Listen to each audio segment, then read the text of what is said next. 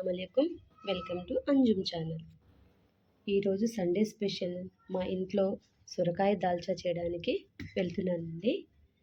దానికి కావలసిన పదార్థాలు ఫస్ట్ పప్పు మనకు శనగపప్పు అయినా తీసుకోవచ్చు, కానీ నేను హెల్తీగా చేసుకోవాలని దీంట్లో మసూరి దాల్, తూర్కి దాల్ అంటే కందిపప్పు, ఎర్రపప్పు అండ్ శనగపప్పు కూడా ఉంటుంది. ఈ 3 మిక్సీ తీసుకున్నాను. టమాటాలు, ఉల్లిపాయ, పచ్చిమిర్చి, దాల్చిన చెక్క, లవంగాలు, జీలకర్ర, పసుపు, కరివేపాకు, మిర్చి, పింక్ సాల్ట్, చింతపండు, ధనియాల పౌడర్. ఇంకేమైనా మర్చిపోతే వేసేటప్పుడు చూపిస్తానండి. ఇవి ప్రస్తుతానికి మనకు కావాల్సిన పదార్థాలు ఇవి.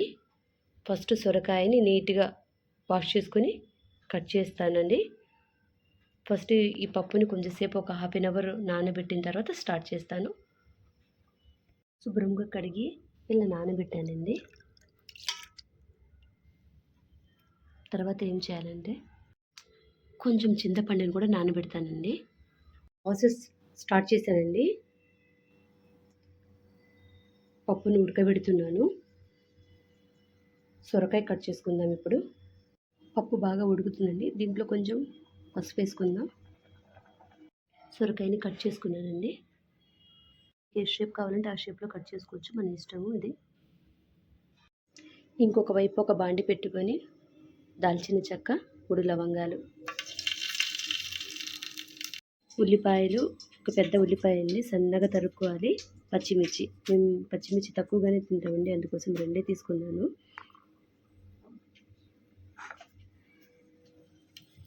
ఇవి కూడా వేసుకొని ఫ్రై చేసుకోవాలి.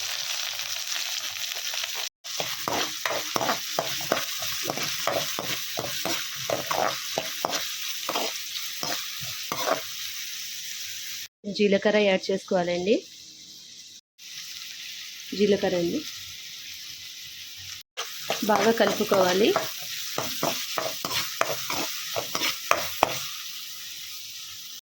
పప్పు ఉడుకుతుంది, 50% ఉడికినట్టే. కొంచెం కరివేపాకు యాడ్ చేసుకోవాలండి. వాష్ చేసి వేస్తాను. కరివేపాకు యాడ్ చేసుకోవాలి.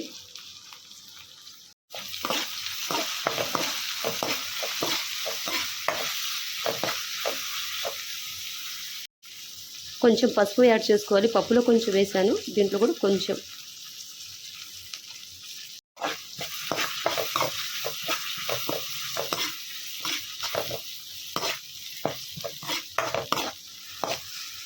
అంతలో నేను టమాటా కట్ చేసుకుంటాను. 2 చిన్న టమాటాలు కట్ చేసుకున్నానండి. ఇప్పుడు దాంట్లో యాడ్ చేసుకుంటాను. ఇది టమాటాలు కూడా వేసుకున్నాను. ఇప్పుడు బాగా కలుపుదామండి.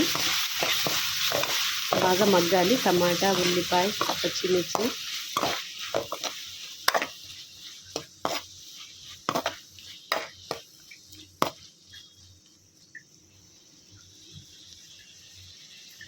సిమ్లో పెట్టి చేసుకోవాలండి. మొత్తము తొందరగా ఏదనుకుంటే టేస్ట్ ఉండదు.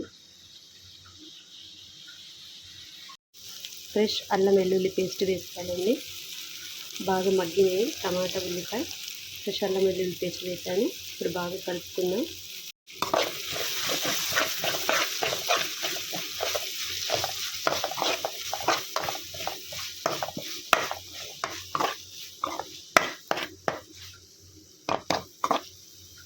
ఇవైపు పప్పు కూడా బాగా ఉడికింది.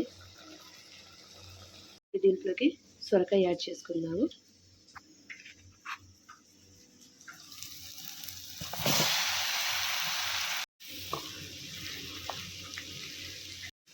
సొరకాయ యాడ్ చేశానండి. కొంచెంసేపు మగ్గనిద్దాం. దీంట్లో కొంచెం ధనియాల పౌడర్ యాడ్ చేస్తాను. ధనియాల పౌడర్ అండి, కొంచెం కారం, కొంచెం అంటే కొంచెం సాల్ట్ వేస్తున్నానండి, ఎందుకంటే ఇందాక పప్పులో కూడా సాల్ట్ వేసాను. దాని ప్రకారంగా తీసుకుని వేద్దామని కొంచెమే వేసాను. ఇప్పుడు వీటిని బాగా కలుపుకోవాలి.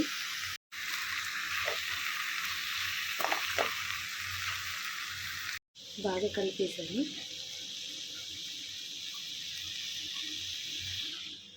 పప్పు బాగా ఉడికిపోయింది. దీన్ని బాగా ఫైన్ పేస్ట్ చేసుకుందాము. దీంట్లో కొంచెం వాటర్ యాడ్ చేస్తానండి ఉడకడానికి, కొంచెం లైట్గా. సొరకాయ ఉడకడానికి కొంచెం వాటర్ యాడ్ చేశాను. పప్పుని ఫైన్ పేస్ట్ చేస్తాను. ఇప్పుడు పప్పుని ఫైన్ పేస్ట్ చేసి చూపిస్తానండి, ఒక చేతితో చేయడం రావట్లేదు. ఈ విధంగా పప్పు గుత్తితో పప్పుని బాగా ఫైన్ పేస్ట్ చేసుకోవాలి. మనం మిక్సీ అయినా వేసుకోవచ్చు, కాకపోతే ఇలా చేసుకోవడం వల్ల మంచి టేస్ట్ ఉంటుంది.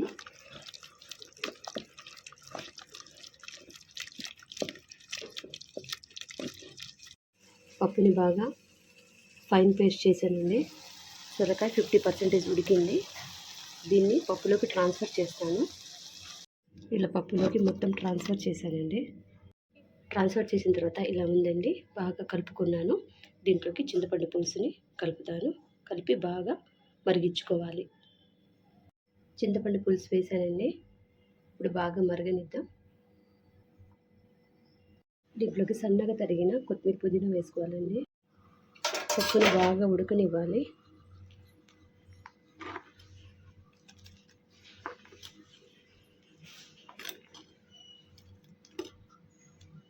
ఉడికిన తర్వాత చూద్దాము. పప్పు బాగా ఉడుకుతుందండి, మంచి స్మెల్ వస్తుంది. రెడీ అయిపోయిందండి. కద్దుక కట్ట రెడీ అయిపోయింది.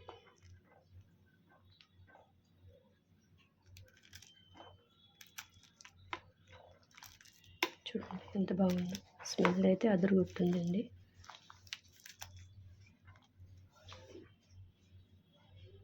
Thank you for watching.